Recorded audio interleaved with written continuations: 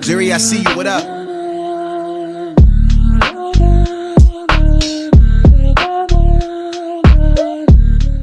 Live.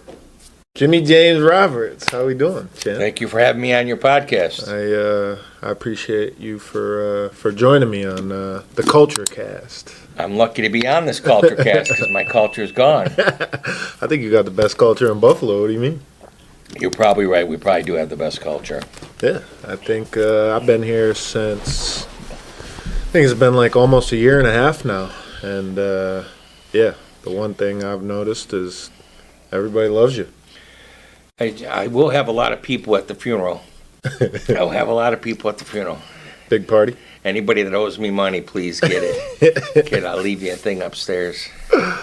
I'm going to introduce you real quick. We got James Roberts, a.k.a. Jim Roberts, Metro Roberts Realty, amongst like 10 other companies. I have a list here. I'm going to go we have over. a lot of companies. I want to see what I'm missing, but broker, owner, investor, entrepreneur, you name it. I've been with this man since September of 23, I believe, and haven't gone anywhere else. Don't plan to go anywhere else. He's a great guy. Lucky to have you. I'm excited for this conversation though because we don't really know each other too well. I know everything about you. We're about to find out. This is going to turn into a podcast, him interviewing me. Listen, I watch you guys more on Facebook than I watch anybody else. Yeah, you're my motivation every morning. I get the little memes and. Yeah, that's funny. Someone says that, and I'm like, if I'm your motivation, you got problems. You got real problems. So I want to run down first all these companies you got. Sure. So I got Metro Roberts Realty. You are correct. Got MRR Property Solutions. Yep, that's our home buying wing. We got MR Commission Advance. That's a new one. That's our newest venture. We're going to give commission advances from here to Rochester to agents. Yeah, I want to talk a little bit more about that in a little bit. We got Mainstream Funding Network, which is also newer. We bought that a couple years ago. That's our mortgage wing, residential mortgage wing. We got Metro Roberts Auctions. Auctions, we auction off quite a few homes a year for distressed home buyers. Yeah, you've got an appraisal company. I'm not sure what that's called. Jim Roberts Appraisal. Jim Roberts Appraisal. That's our oldest business. Okay. We've been doing that for a long time. And then do you have a separate private money company? We have MR Private Lending, which is our private money lending. We've been primarily doing self-funding all of our deals with our own. A lot of our agents are flipping houses, and we're self-funding them. But it's going so well, we're actually going to do a capital raise. You'll see a post in the next probably 60 days. We're probably going to raise $2-3 million, and then we're going to leverage that. It's called arbitrage lending. We're going to leverage that with what we're doing. And it'll give our agents better opportunity to buy more properties, but also the agent community in general. So that's what we're going to do. And then what else you got? What am I missing? I don't even know. We got West New York Digital Solutions. We got exciting news with that. We're hiring a world-class videographer. Will be starting in about 2 weeks. Uh-oh. We're going to take that department to whole new levels. Just not only doing things like this, but also out in the marketplace, we're going to take that. So then we also own the digital newspaper that we launched about a year ago, and that's going really well. And then there's a few smaller companies that we don't do too much for, but the biggest one that I'm involved with is the house buying division and the private money. That's pretty much where my focus is, and Neil and Ariel are running our Metro the Metro Group, and we're expanding. We're going to open up our 13th office, I think, next week, and off at Elmwood. Man, you always make fun of me for having too much on my plate. Yeah, you got a lot going on. You and Haley, I see one more workout video. I'm like, I did 6,000 steps, and I see, yeah, I'm going to do the 4,000 squat today and 80 carbs or 80 proteins. I'm like, shit, I screwed up again. Yeah, I'm going to get you into the gym, and you're going to teach me how to flip houses. How about that? I would love to do that. I think that's probably the one regret I have right now is just I'm not making time for my physical. Yeah. Everything else has been driven by business, and sometimes, unfortunately, you lose focus on what's most important. Because if you don't have your health, you really got nothing, you know. And but I watch you two guys. Just what you're doing at such a young age is just beyond impressive to me. It's just academically and all the things you're doing, the uniqueness of what you do is just remarkable. I appreciate that. So let's talk the come up. How'd you get into real estate? Crazy story. I was just a young kid with no direction, dropped out of college, and Buff State? You dropped out? no, I dropped out of every college. Honestly, I went to every college in Western New York. I'm not joking. I ended up getting a degree from Buff State in teaching and business. Then I went for my MBA at Canisius. But prior to that, I was all over the board, didn't have any direction and no focus. And I walked into a real estate office on Abbott Road, which I now own. And a gentleman loaned me $4,000. That was how I got started, and that's how I believe in gratitude so much. He gave me $4,000 without a lot of conditions. Bought my first house, and then from there I bought another house, and we were very good, close friends after that until he died. And when he died, I ended up buying his building, and it was almost like a complete circle of life, honestly. But without him, you would definitely not be here unless. I was very fortunate. He was the one that gave me my start, and that's kind of how we built our total company. And that's why the one sign, but at all the offices, no one's bigger than the whole, because I believe so many people out there have that without opportunities, we're stifling them. So if we can give them opportunities, and I can give you a list of in our own company, one of our agents just went over 100 units. We funded several deals for him, and it just makes me happy, because that's what it is. Without gratitude, you have nothing, in my opinion. That's powerful. That's powerful. So how old were you when you first got in? 19. 19 years old. And throughout this whole cycle, this journey, it's been all over the board. For a short time, I had a real estate office in Buffalo, and it wasn't doing well, so I ended up taking a job with the government for 8 years, and I did both of them in my early 20s, and then finally the real estate took off again, so I was able to leave the government job and do real estate full time. But it's been from 4 or 5 years. The appraisal companies exploded. We're doing good. I'm doing appraisals every day. Then our foreclosure department exploded, and and that's kind of why I got into a bunch of different things. So if one market is not strong, one is good. And now with the current rates rising, that's why I want to really focus on private money, because one, it creates opportunity, but two, to be 100% transparent, there's just massive amounts of money in it. And I met a young guy in Maryland. He's probably 35 years old, and taught me a little bit about arbitrage lending. And when he taught me, I'm like, it's just insane. He raised $8 million on the street. He's a two-man shop, and he's making more money than I am on other people's money. And I'm like, I looked at that and said, I work a lot of hours, and he's doing it. He's on the golf course just by networking. So that's how that whole thing, and now that has been going really well. I think I only have like 7 loans out right now, but our goal is to have about 25, 30 loans at all time fluid, and that's what we're going to do.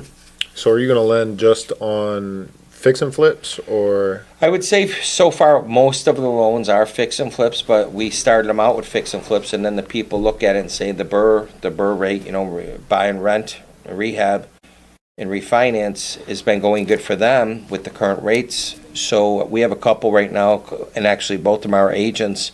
They're going to keep them for buy and hold.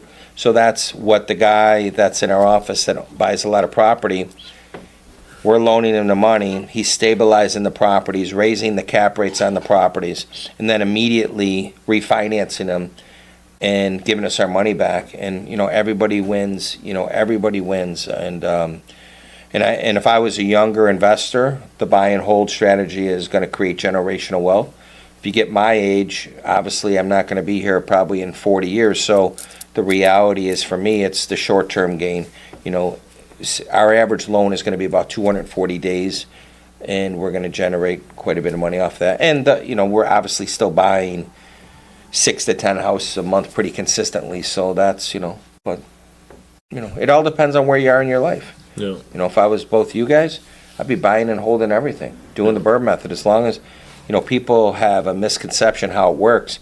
The reality is, if your IRR, internal rate of return, as long as someone else is paying off that property and you have the ability to stabilize it, I have several millions of dollars in property that are paid off just by doing the Burr method. Yeah. And so. What's your underwriting method like? What are you looking for return wise? I mean, So on the private money, it's pretty simple. We have a site. It's called MR Private Lending LLC. You go on there, you fill out an application. There's probably a 3 or 4 page document, but we would like people to have a little bit of skin in the game.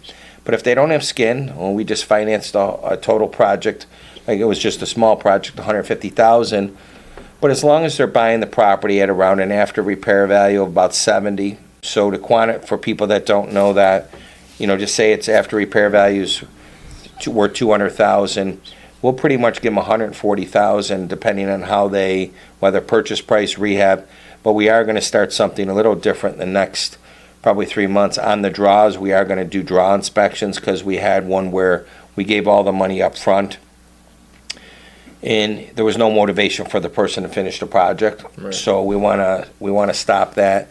It took us about 2 years to get the money back. They were paying, but it was just a long, drawn-out process. So we're going to do that. It's very simple. You fill out the application. I'm an appraiser. I review the numbers. I'll walk the site real quick, and if it's good, as long as you got clear title and your attorney can give us a mortgage and note, we could pretty much fund it in about 10 days, 14 days. Real simple. We only currently are loaning in Erie and Niagara County, but as this progresses, we're going to go to Chautauqua and Cattaraugus. I really want to just loan in Erie and Niagara for this reason now, is because I can put up my eyes on it, where if it's in Jamestown, great opportunity in Chautauqua County, I just can't get down there. And before I loan anybody else's money or my money, I want to put my eyes on it. But I think we're going to expand. I think of all the divisions, the brokerage is just exploding off the rails. But the private money, I think, is going to be right behind it, because the demand for it and the ease of it.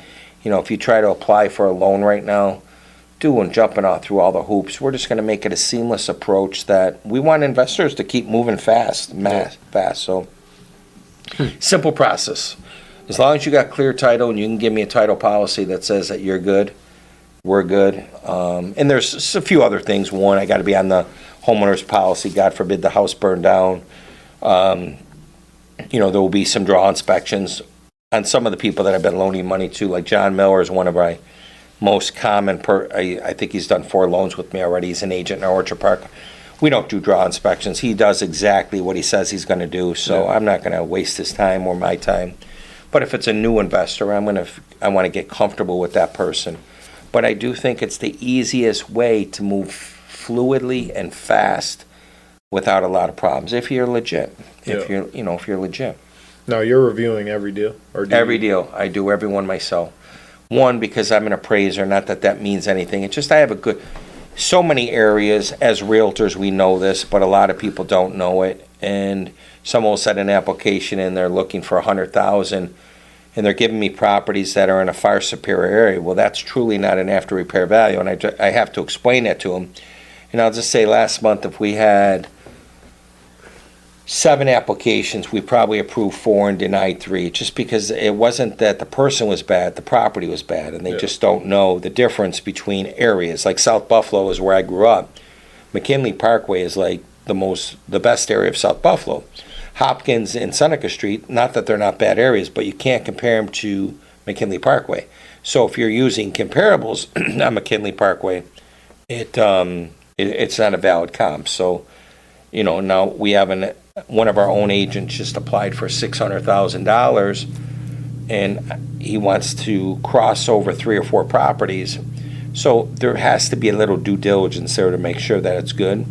But, he's going to make a lot of money off this transaction, and he's trying to, if he can pull it off. And that's what I want. Without going too down the rabbit hole, I'm a pretty lucky guy. And I just believe that anybody can create a better life for themselves if they build out a plan and then surround themselves with people that truly give a shit. Yeah. And that's why I'm probably the most hated person in Western New York from the broker community, because they hate what we're doing, because it's not me personally. They hate the fact that we're taking money out of their generational wealth. They have no compass for the people that they're around. And so we're changing all that. So I think everything that we're doing in all the divisions, I think, are people focused.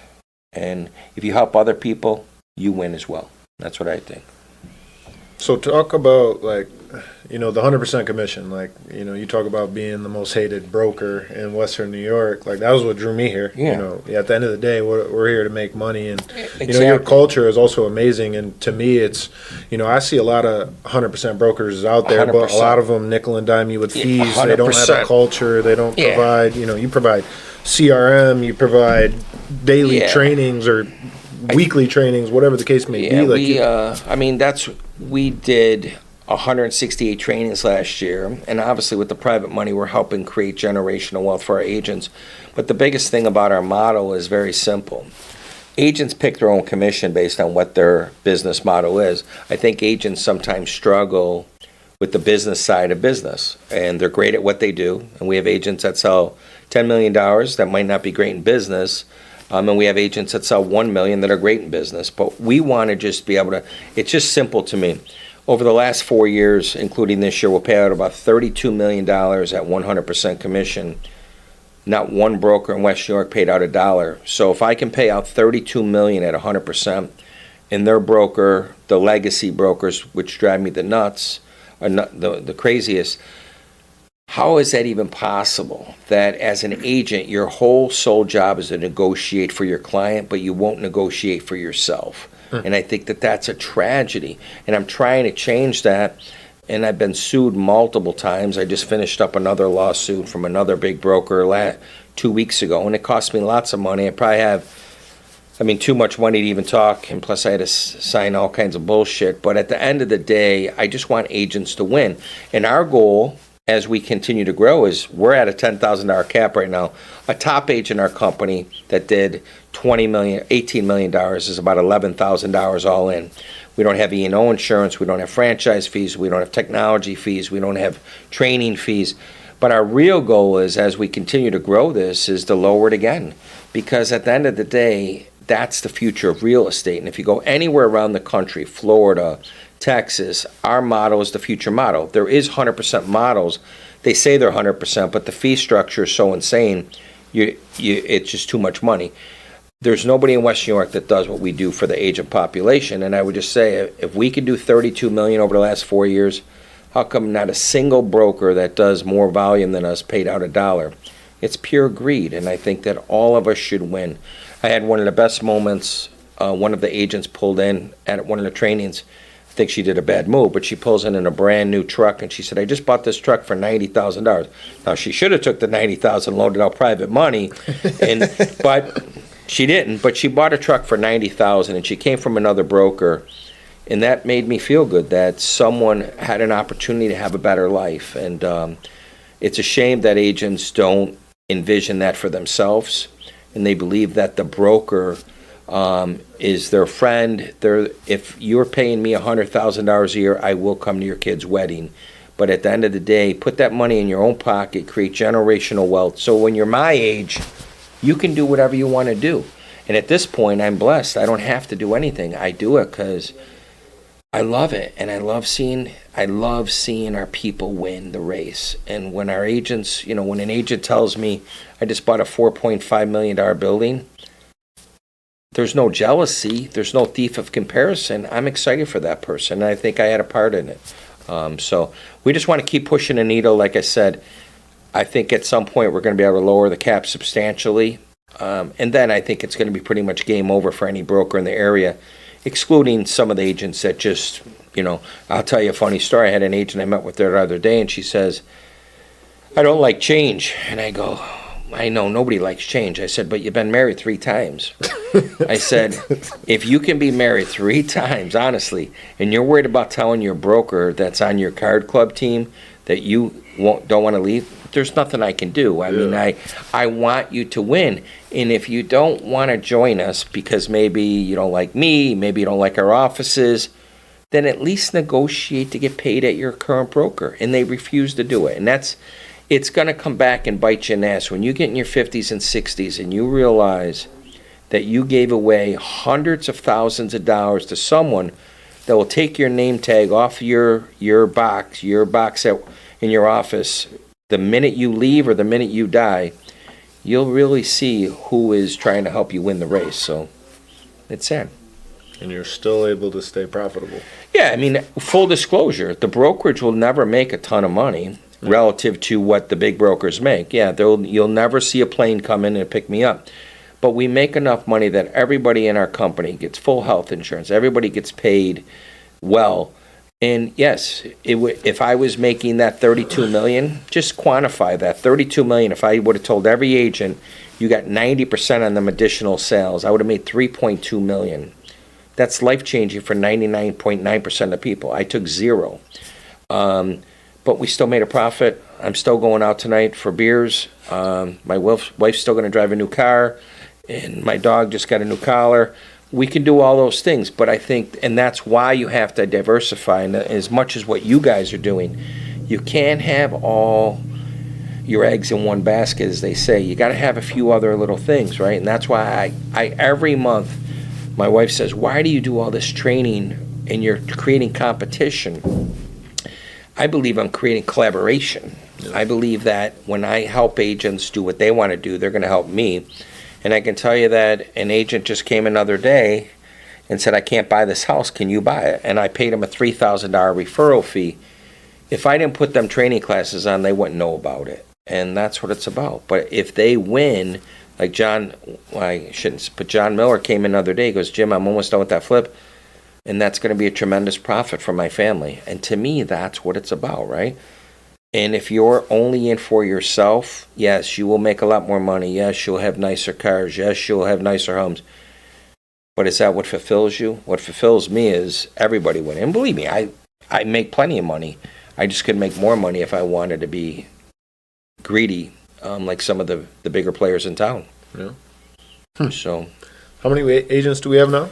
We're about 420, and honestly, every single day since the compression of the market and the commissions, we can't keep up with it. Neil and Ariel and myself are running, I mean, all day, almost every day with new agents, because agents are realizing, one, the market's much tighter, obviously. There's less deals to be had. You have to make more deals per transaction, or more money per transaction. So I truly believe we had a goal this year to end at 450, but I truly believe, especially with our Real Share program now, I'd like to maybe mention that a little bit, but our Real, I think we're going to be over 500 agents by the end of the year. And if we can get to about 525, then we're going to be able to even do some more damage, because, you know, we're going to pay out a lot of money, you know, so. But even the Real Share, do you know about that? I've seen some stuff on it. But. So we have a lot of agents. So we decided, you know, there's a few companies out there that have what's called profit sharing. The problem is they zero sum the book, so there's no profit, right? They pay everybody. So we decided about 3 months ago that we're going to start, me, Neil, Ariel, Kathy, we designed a program called Real Share. And what that is, my concern was not for people like yourself, but my concern was for the older agents that never put money away for the retirement. And I know that people say, why is that? Because they just don't. You know, they get caught up in life. Their kids are in school. They need to make their mortgage payment. And all of a sudden they get my age and they don't have anything in the nest egg. So the Real Share is as simple as this. If you bring an agent to join our company, you get 100 hours per transaction, up to 10 deals forever. So we have an agent that just joined or just brought 3 agents over. So we give them 3 options at the end of the year. 1, we set up retirement accounts with the financial people. They can put that money in there at the end of the year, free of charge. They can get the money if they want. If maybe at the end of the year they go, you know what, I don't care about my retirement. We'll just give them the money. So if they recruited 3 agents and they each did 10 deals, they'll get a Christmas card with $3,000 in it. Or what my recommendation is, they can lower their cap. So important that is, one of our biggest agents has recruited 3 agents this year. Next year, if each agent did 10 deals this year, they're going to have a cap of $7,000, which is so important as they keep driving that down, and that's year after year after year after year. And they're going to be able to create generational wealth for themselves, and that's what it's about. So we didn't have to do that. There's nobody in West York that does it. My CFO that's upstairs says, "Why are you doing that? We're already doing enough." It's because it was the right thing to do, and now that agents are, you know, that's why we're so busy every day. An agent's calling Neil or Ariel or myself, "Hey, listen, I have a friend over at X. Would you meet with them?" And that's all they got to do. And if it's a producing agent, they're making a lot of money. I mean, it could create, just massive amounts of money. So that's what we're doing. Where's this mindset of just giving? I know you talked about your first mentor in real estate, but just gratitude. When I keep a book, this is the craziest one. It's in my bag now for 30 years. I've had this book. The cover's ripped off because now it's getting old. But it was basically what my goals were. And the goals, the mindset, the goals were so small. And I keep it in there just to reflect on. Sometimes my CFO says, man, look where we are. I just, it was like put $25 in my 401k, put $25. I would block everything off. And it was just crazy that was my ultimate goal. And growing up in South Buffalo, which I consider, in my opinion, is God's country, I think they're the best people in the world. I was just taught a strong work ethic, but I was also taught that helping people and giving people. So if you ever go upstairs, which you guys probably never do, but I leave next to my desk, I leave a little girl I bought a wheelchair for, and I leave that up there every day because it just reminds me of gratitude.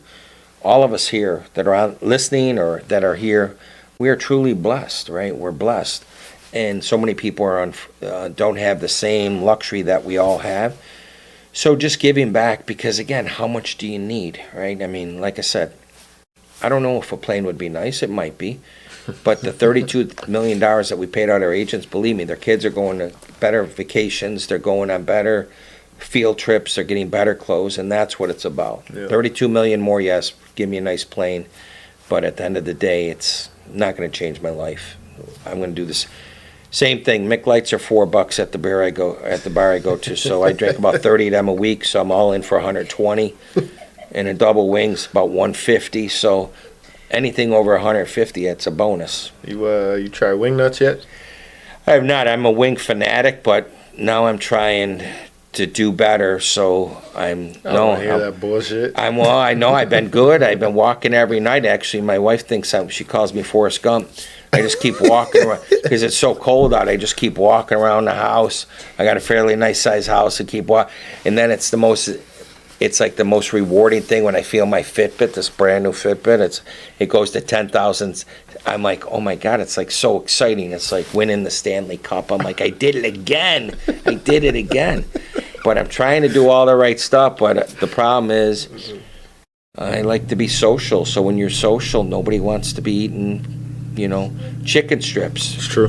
When I go out, it's a shit show. So I'm gonna have to get you over to Wing Nuts one of these days. Yeah, I go everywhere for wings. I live in the village of Hamburg, or right outside the village. So there's like 5 or 6 incredible wing places right in the village.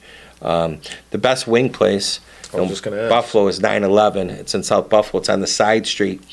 The problem is there, some days the guy's in a good mood, he'll make wings. Sometimes he tells you to get out of the building and it's a bar. But the line is always outside the door, and they are the best wings that I've ever had. I like just about every wing, and every piece of pizza. But I hang out pretty much in the village, and there's, like I said, a bunch of places. And then in the summer, I love the beach life, so we do that all the time. I need to slow that down. I thought as I got older, I'd slow down. We go get you a beach body this year? Yeah, no, I just buy a bigger sweatshirt to say, who's that guy with the flip-flops? I'm like, yeah, no, I wish. I went from George Clooney to, I don't know what the frig happened, but it is what it is. Maybe I'll get back there a little bit, but I got to keep watching your motivational videos. It's hard. It's a lot easier to gain weight than lose weight, believe it or not. Lying. No, it's tough. It's tough. And my wife's a vegan, so, she's able to maintain. But me, I eat the shit out of everything, But talk to me about commission advancing. That's a new thing. I saw Sirhan was the first one that I saw posting about it, and then lo and behold, 2 weeks later, we have a company. Well, we were working on that for about 6 months. We identified probably about 10 companies that we were kind of mirroring their business. Yeah. And what stemmed that was we were having more and more agents ask for commission advances. It was every week. Lots of them. And we said, 1, we saw what the profit numbers were, but 2, we said, well, why can't we bring that in-house at a lower price and make a profit? Because we already have the infrastructure. We have the office. We have a CFO. We have an accountant. We have all that. So we did it. And we launched it, I believe, on Monday of last week, and we actually got our first one today. Our marketing department is working on a coupon right now. We're going to send that to all the agents from here, Rochester, and just giving them $50 off or whatever. But I think the difference between our commission advance and some of the other companies are, one, we're not going to bog you down with paperwork. Two, you can pick the check up here by the end of the day, or we're going to make it seamless. But also, there's so many avenues.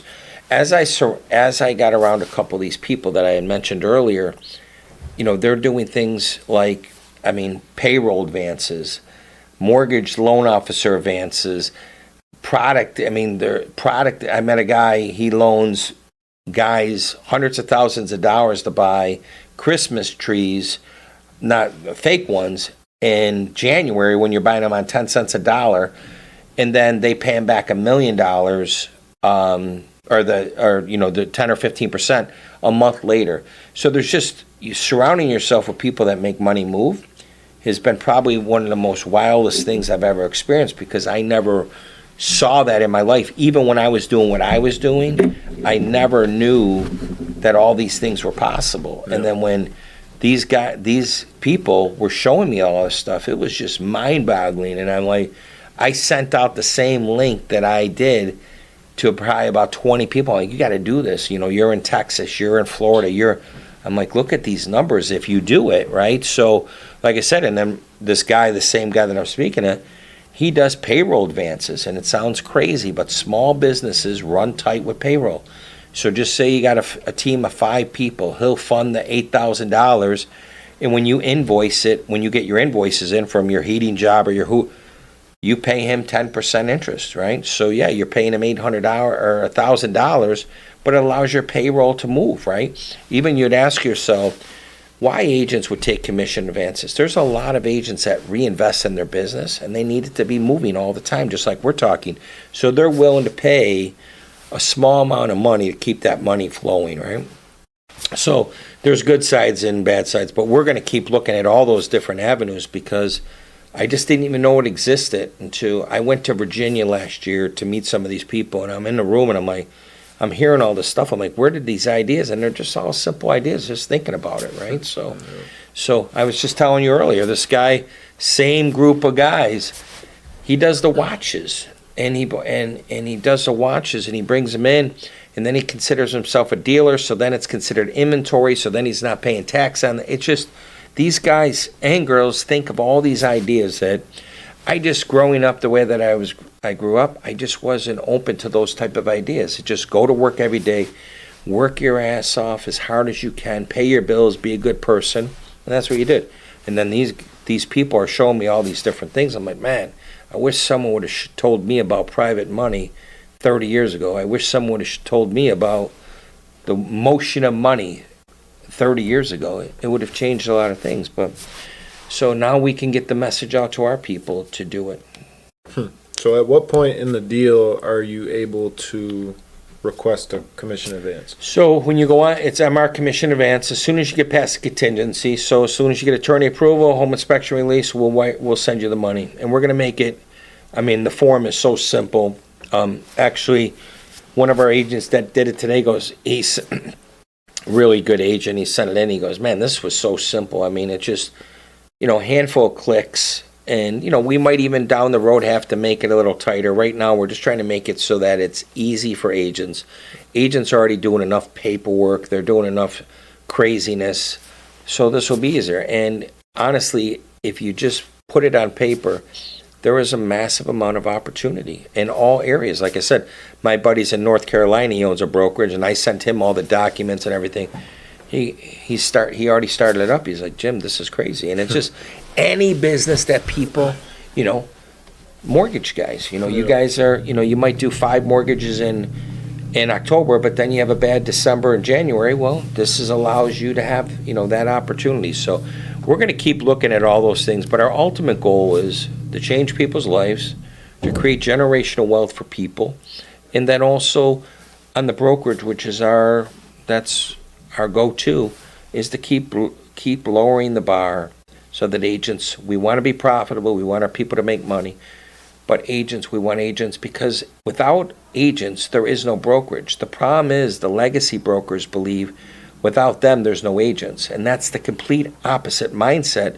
But especially in Buffalo, New York, we've allowed that to take over. If I personally saw an ad, and I tell everybody this, if a broker comes in our area tomorrow and says, we have a $5,000 cap and we have all the same things that Metro Roberts has, I am obligated as a broker owner to try to get there, because if not, our agent should leave our company and go somewhere else, because it's not about the broker, it's about themselves. Where the other companies, like I said, me and Neil just met with 9 agents, and it was actually heartbreaking that one of the agents paid their broker over $100,000.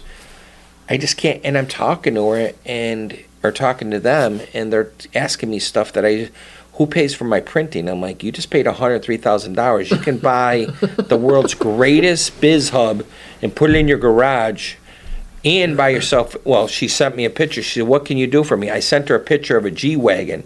I said, you're getting rid of 2 G-Wagons a month to a broker that wouldn't know your name if you were in a phone booth. But they don't treat it always like a business, right? And so it is what it is. Yeah. What's a day look like for you?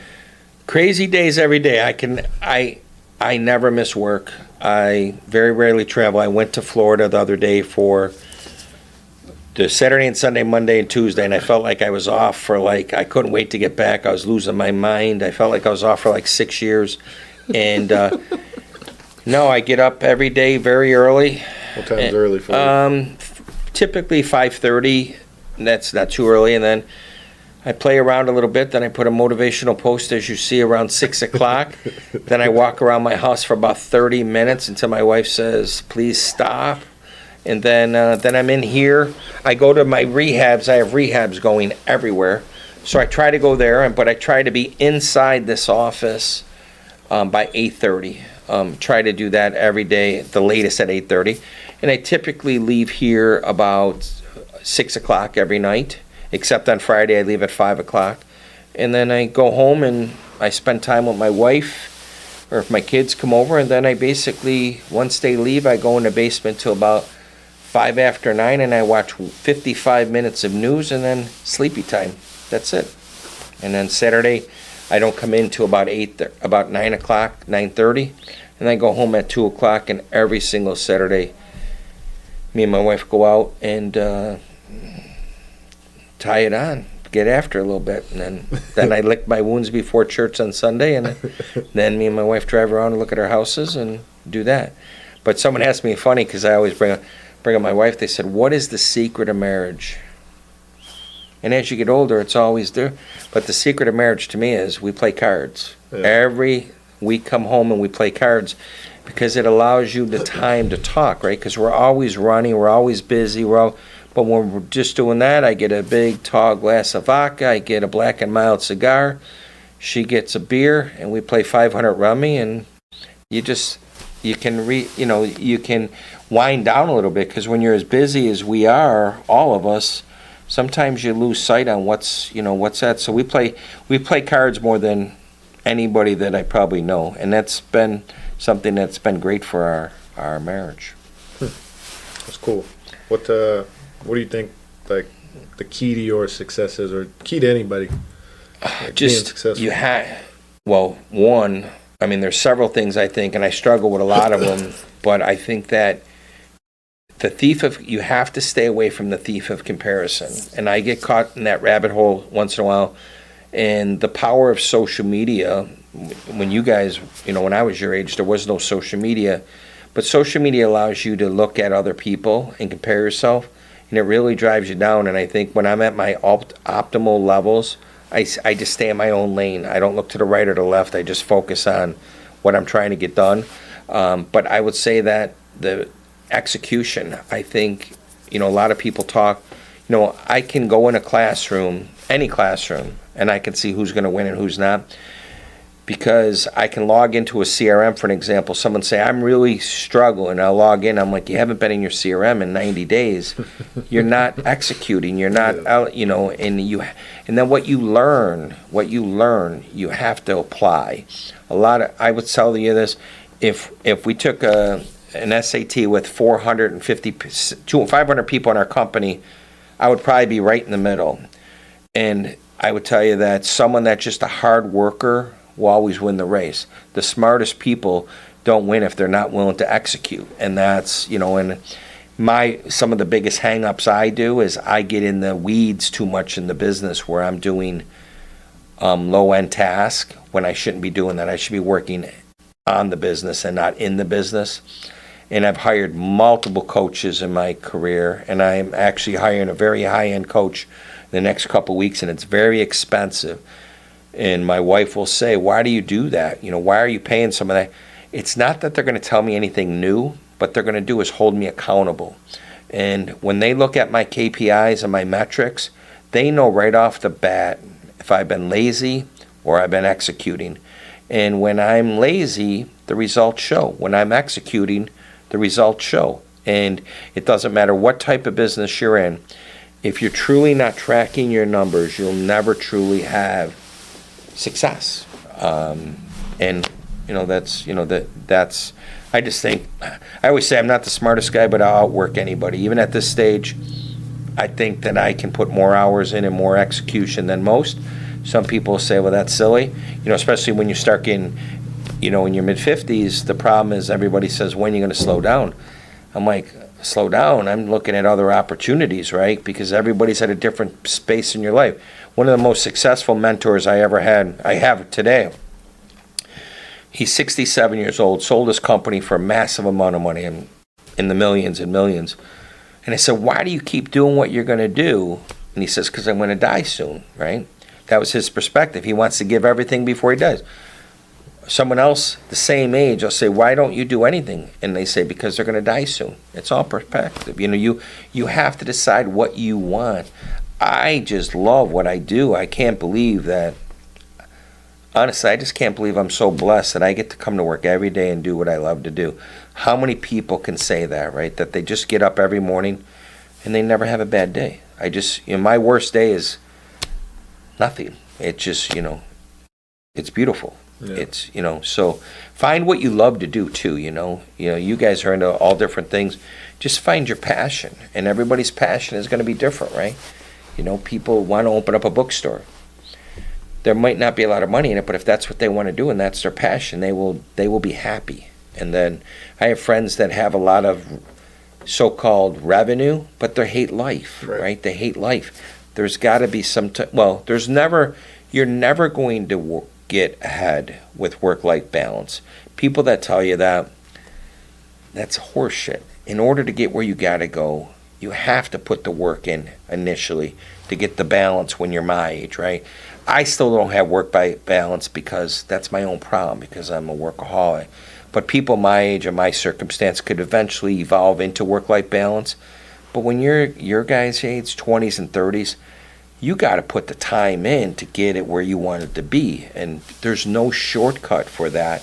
But I will say that your network, that's au cliche, your network is your net worth.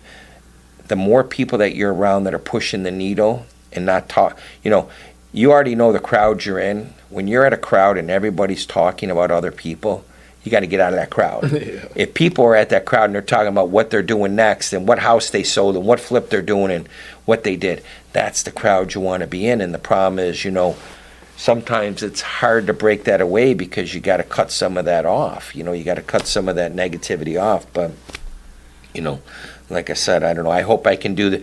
I met one of the most successful guys. Here's a crazy story.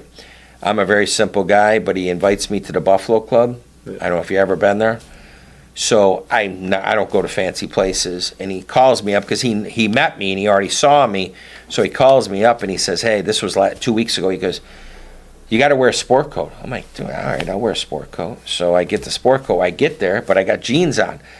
Dude, you can't have jeans. He told me a sport coat. So now they take me in the back door. I got to walk through the back hallway. I'm like, this is crazy. Bye, Neil.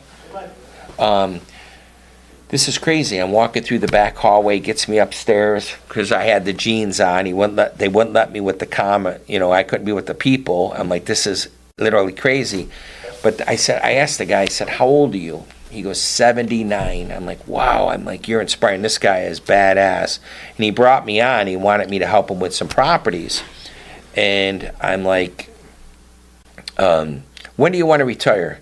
He's like, 90. He said, I really like to close it out at 95.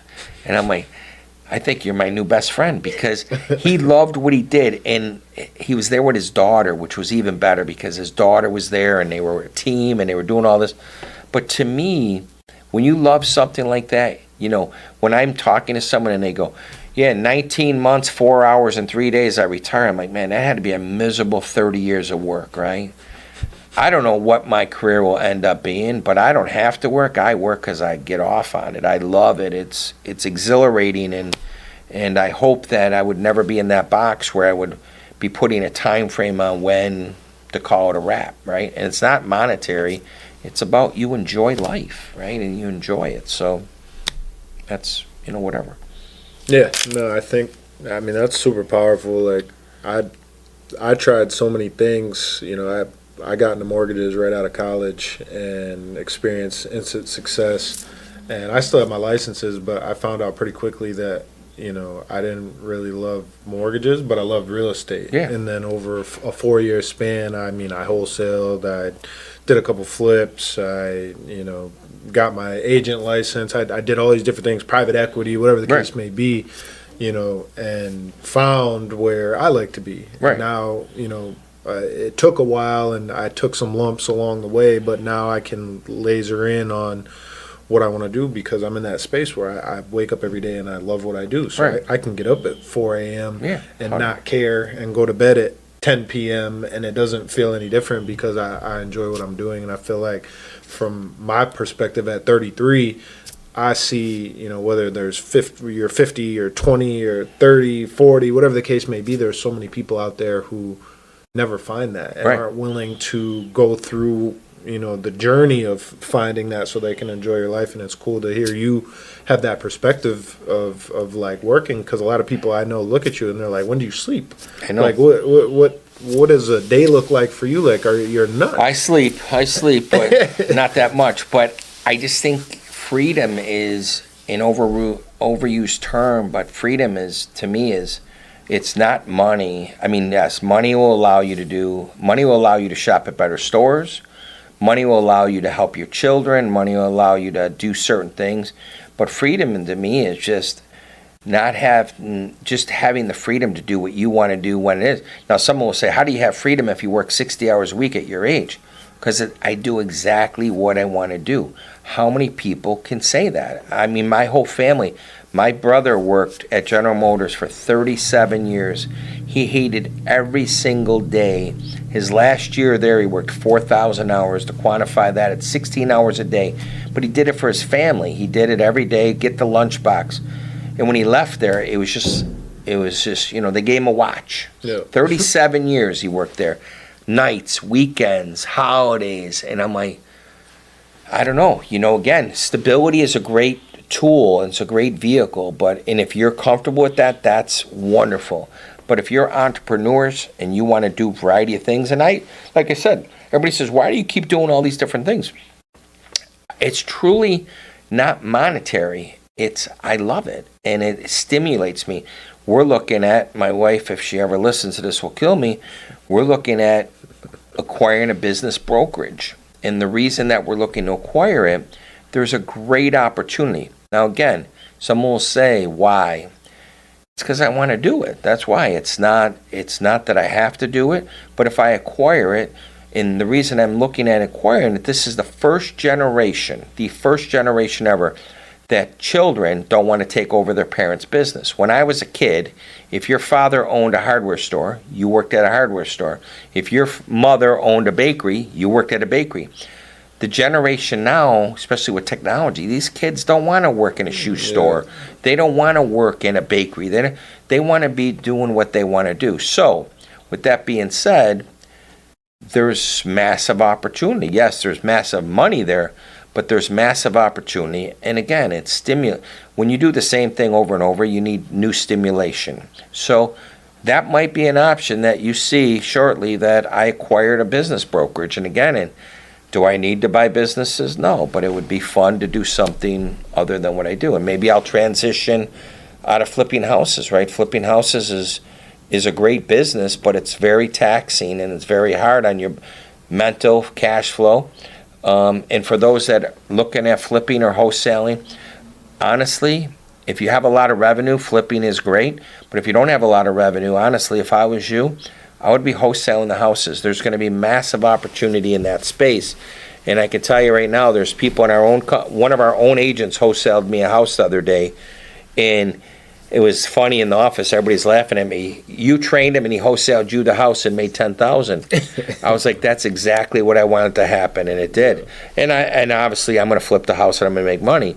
But we taught him how to do it. And now he did it, So, I don't know what the future holds for me. If I had the perfect thing, I truly believe that we will be the dominate player in West New York. Maybe not in sides, because I don't base my life on whether I do 3,000 sides or 4,000 sides. I base it on how much money we give to our agents and staff. And I believe that if we keep doing what we're doing, we'll be 600 agents in West New York. We'll have a lowest possible cap. We're going to pay out our agents a lot of money, and I'm going to get a lot of Christmas presents. I mean, I know one thing, the two big brokers don't get all them Christmas presents. I still didn't even open up some. So, no, I just want to, I can't emphasize enough for everybody that whoever's listening to this podcast, find something you love, and honestly, you won't work a day in your life. I'm telling you, I don't miss any work. If I'm not here 4 Saturdays a year, that's a lot, and that's the only reason I'm not here is because my wife says if you're not here, there's going to be a big expense to you. So we go out of town for 3 or 4 days and hang out. But I'm just, how many people could be this lucky and be around so many incredible people? I mean, we have 420 agents. We had a 99% retention rate. I mean, we got some of the best people in the world, and it's not just monetarily the best for them. They're just wonderful human beings. I've never seen people on our Facebook group, someone say, hey, I need someone to help me out, and someone raises their hand to help them out. All the companies I ever worked at, I never experienced that. And like I said, so we're changing the landscape for sure.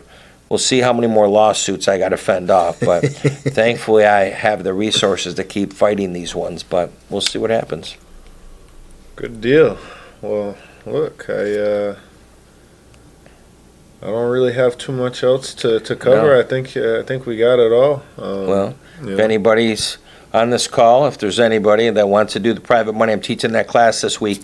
Honestly, it will change your life if you truly understand how it works. And if you have money, loan it out. If you don't have money, get money to do what you want to do and create generational wealth.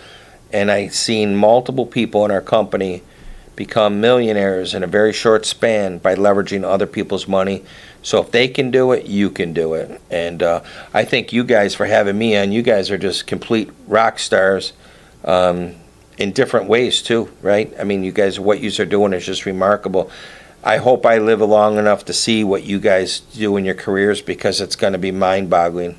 And I think if I have one thing for you guys, just keep getting around people that are givers and getting around people that can help you change your life. And that's the key. And that's it.